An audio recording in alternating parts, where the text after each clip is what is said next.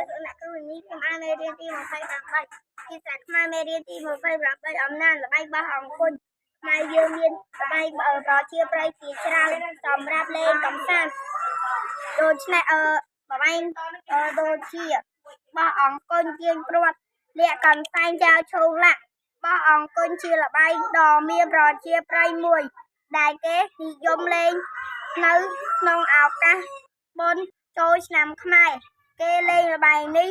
ដោយចែកគ្នាជាពីរក្រុមគឺមួយក្រុមជាបុរសនិងមួយក្រុមទៀតជាស្ត្រីទៀតក្រុមទាំងពីរមានសមាជិកតិចឬច្រើនមិនកំណត់ឡើយគេ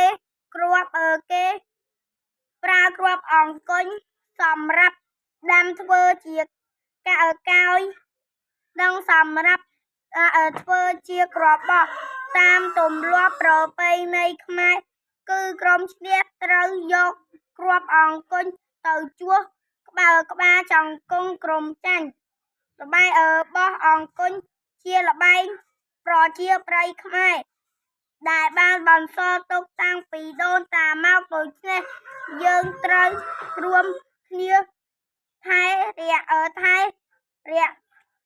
សាកេរមរតកនេះឲ្យបានគង់វង្សអរគុណជម្រាបលាអ្នកគ្រូ